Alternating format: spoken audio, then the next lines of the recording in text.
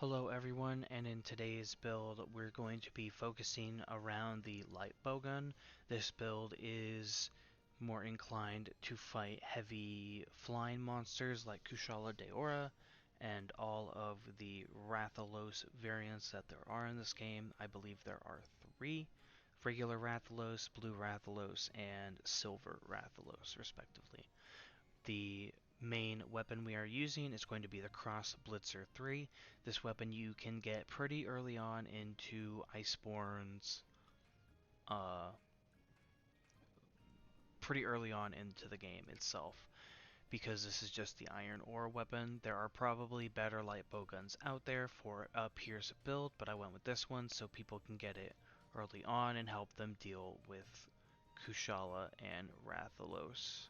For the charm, we are going with the Master's Charm maxed out. If you don't have it maxed out, that's perfectly fine. Again, I want this to be a little bit easier of a time for people to get. Some of the actual armor itself is late game, but you could swap it out for something that you have early on. I just want to have this build mostly as a reference for the kind of skills you are looking for or want. So, as I was saying, the Master's Charm is maxed out for level 5 points into Critical Eye, which is Affinity or Crit Chance.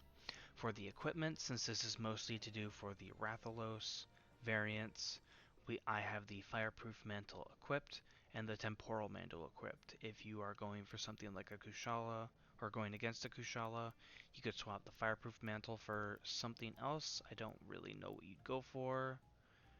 Maybe the Health Booster or the Vitality Mantle, though those won't help too much against Kushala, but it would probably be better than the Fireproof Mantle. Maybe a Rock Steady Mantle, but I try not to use that if I can help it.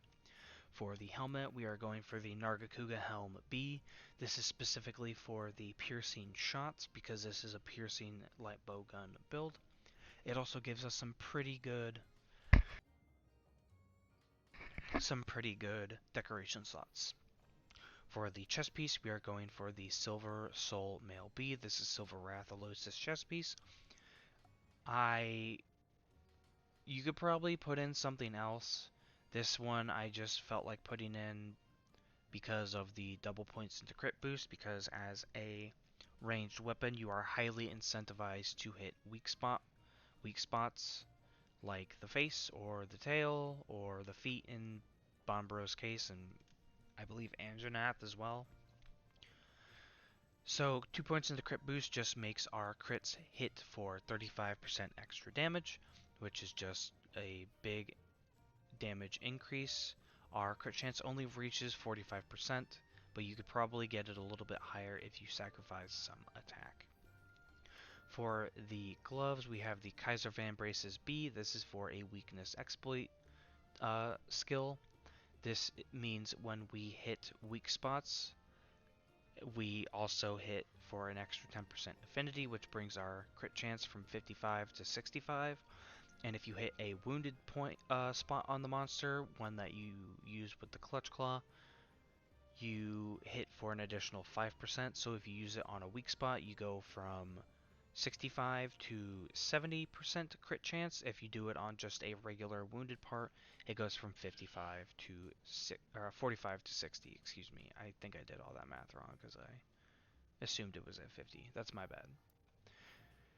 And then the heat guard obviously is just there as a little extra boon, but you could probably put something in, or you could probably swap it, the Kaiser gloves B out for something else if you really want to.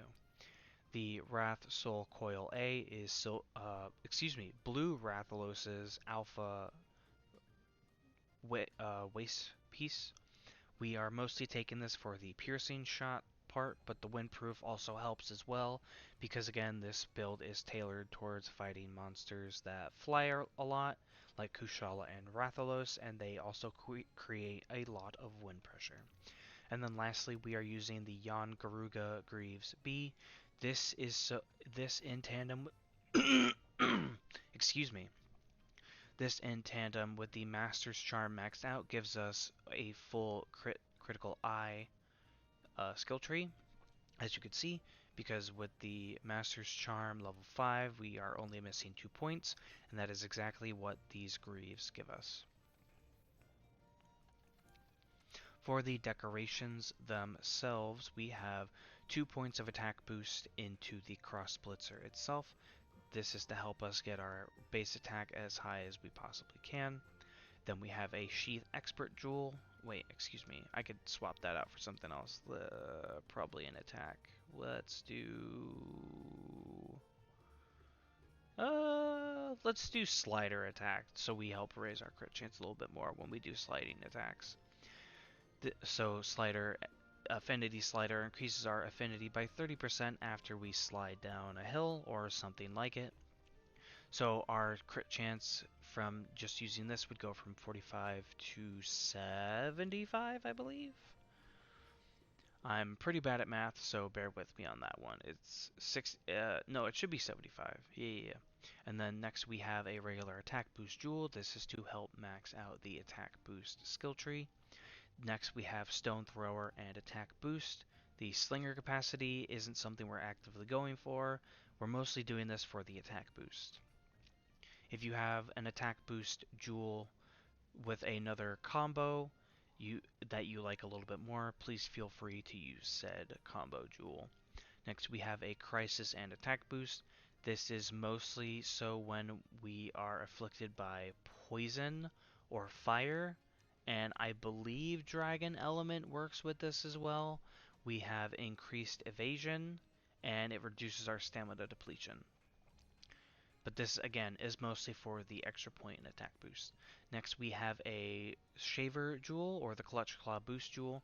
This just means when we have an easier time wounding monster parts, which goes in well with our weakness exploit. Next, we have a Challenge Jewel, or Agitator. This just gives us a flat 4 extra attack damage and an increased 5% affinity when the monster is enraged. So if we're not hitting a wounded monster part, we're not sliding, and we're not hitting a weak spot, our crit chance goes from 45 to 50% just right off the bat. Next we have a Fortitude and a Attack Boost Jewel. The Fortify isn't something we're actively going for. Again, this is mostly for the attack boost, but Fortify, if you faint once, or every time you faint, your attack and defense goes up by 10 and 15% respectively. So this just helps us do a little bit better if we're having a hard time against a monster. And since this build is focused around fighting against monsters that people tend to have a harder time against, this just helps us out a little bit more. And next we have, of course, another Agitator Jewel. So this would, and combined with the other Agitator Jewel, would give us plus 8 attack and 5% affinity. So we would still only have 50% affinity with this. It does not stack from level 1. Next we have another Wind Resistance Jewel. This is mostly here because I didn't know what else to put in here. And as well as this helps us stay focused around the high wind pressure monsters. And obviously for the Fireproof Mantle, you could put whatever you want in here that helps you a little bit more. You could put in more wind resistance, you could put in an Elementless if you really want, because that would work for this bowgun. You could put in Mind's Eye if you want as well. That might be a good decision. Obviously you only need 1 point, so that you could put something else in for the second slot. But I always leave the mantle decoration slots up to personal use. Well, I hope that this build serves you well against fighting the terrors of the sky and the obnoxious little shits that Rathalos and Kushala Daora are. I hope you have a wonderful day, evening, or night, and I will see you all in the next one. Goodbye!